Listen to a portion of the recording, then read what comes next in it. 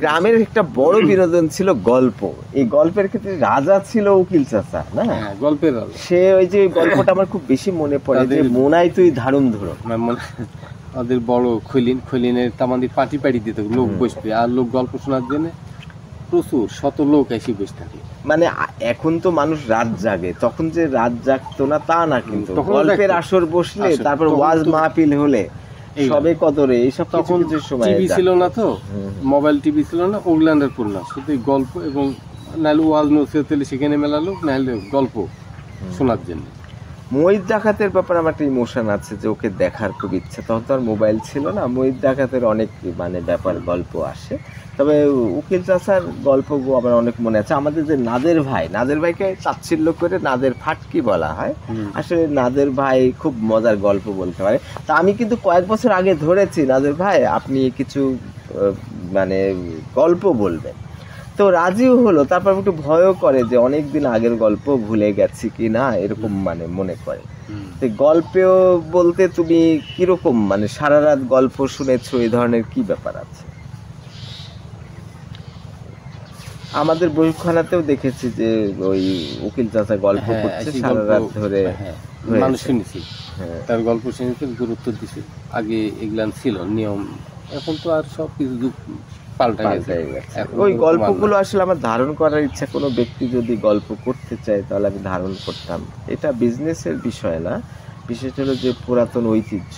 আচ্ছা, যাত্রার ব্যাপারটা কিরকম? যাত্রার ইমোশনটা অনেক আগে ছিল। আগে যেরকম তোমার ওই অনেক আগে যখন তোমার টিভি বা ইয়াটার মানে যুগ ছিল না, তখন মানুষ এই দিনে সারাদিন কাম কাজ করলেও মনে একটা আনন্দ জাগে, যাত্রা এসে যাত্রা দেখতে যাব। রাত্রে খাওয়া দাওয়া করি, ধরো তখন রাত 10টার সময় শুরু, যদি 5 মাইল হাঁটে যেতে হয় তবু আনন্দে হাঁটে চলে যাবে যাত্রা দেখতে। সেই যাত্রার ধরো অনেক রকম, ধরো এরকম তাজেল গুলো, রূপবান, মালার প্রেম, এমনকি মালার প্রেম যাত্রা, কমলা সুন্দরী, এই যাত্রা দেখে এসে কেউ হয়তো গরু ঘাস কাটা, মাঠে যা ঘুম পাড়িছে ঘাস কাটা, মানে ঘাস কাটা, কেউ যে অন্য কাজ করেছে, তার মানে দেখা যাচ্ছে যে বিছানা হয়ে গেছে, মাঠে সকালবেলা যেতে হয়েছে, সারা রাত জেগেছিল। হ্যাঁ, সারা রাত জেগেছিল। দিনের ভাগ তারা আনন্দে কাজ করে যাত্রা দেখার জন্য। মালার প্রেম দেখে এসে একটা এরকম কাহিনী যে একজন এমনকি দড়ি মাদার বান্দি খেজুরের গাছ লাগাবে, দড়ি না বান্দি ওই সেই অভিনয়ের কথা মনে পড়ে গেছে, মালা রাত দড়ি ছাড়ি দিতে হাতে দি, তখন সে পড়ি মারাই গেছে, এরকম একটা আছে। আচ্ছা, যাত্রার একটু নোংরা কিছু কথা বলি। শেষে যে আমি রানা ডাকাত একটা দেখেছিলাম, আমরা যে হাই স্কুলে পড়েছি কিছু ছেলেরা আমাদের সাথে, ওইটা আমার প্রথম সদ্য কলেজ মাঠে হয়েছিল। সেটাতে খুব কৌতুক আমি লক্ষ্য করেছি যে খুব চমৎকার মানে কৌতুক অভিনেতা থাকে। হ্যাঁ, আর পরবর্তীতে আমি WHO তে ওয়ার্ল্ড হেলথ অর্গানাইজেশনে কাজ করলাম বিদেশিদের সাথে। বরিশালে আমি যে যাত্রা দেখলাম সেটা খুব নোংরা দেখেছি। বরিশালে একটা ব্যাপার ছিল যে লঞ্চে করে সারা রাত আসতে, তো অনেক পুরুষদের মধ্যে চরিত্রের স্খলন ছিল।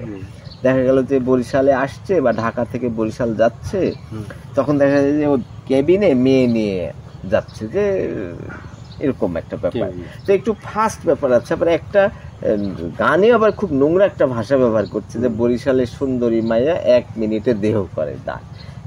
গান কিন্তু আমি ঢাকা কল্যাণপুরে এক দোকানে একটা ফকরিন্তি গান এই গান মানে ক্যাসেটে বাজছিল। তো বরিশালে বোধহয় একটু জটলাটা বেশি। বরিশালের মেয়ে সব থেকে সুন্দরী ধরা হয়, আমি অনেকদিন কাজ করেছি। তারপরে যশোরের মেয়ে এদের ক্ষেত্রে, তবে বগুড়ার মেয়ে একটু সাহসী মনে হয়, আমি অনেকজনকে দেখেছি। তবে যাত্রার মানে কেমন তোমার দেখার সৌভাগ্য বা কি মনে হয়, দেখেছো কেমন? যাত্রা মেলায় দেখেছি আগে, ওই একসঙ্গে আমরা চেনাফেনা আমিন টামিন বললে সব একসঙ্গে চেনাফেনা, আমরা বিভিন্ন কাজ কামে, একটা গরু ঘাস কাটি, গরু চড়াই, আরও বিভিন্ন অন্য কাজ কাম করি। এই যে একটা শখ জাগে যাত্রা, এই যাত্রা বিভিন্ন রকম নাম, যাত্রার নায়িকারা খুব ভালো ভালো নায়িকা আসছে, এই যে একটা আমরা আকর্ষিত হই দিনে থেকে যা দেখি যাত্রার অভিনয়, এমনকি ঝাঁকি তুলে এই অভিনয় আগে দিয়ে ড্যান্স দেখি, প্রত্যেক নায়িকা এসে দৌড়ে এসে ড্যান্সে ধরো হাফ প্যান্ট করে, এই যে একটা আকর্ষণ সবার মনে, এইগুলো আগেকার ধরো এই একটা আকর্ষিত। এখন ওগুলো না, আর যাত্রাও নাই। সার্কাসও খুব মজার ছিল আগে, সার্কাসও হতো। তাই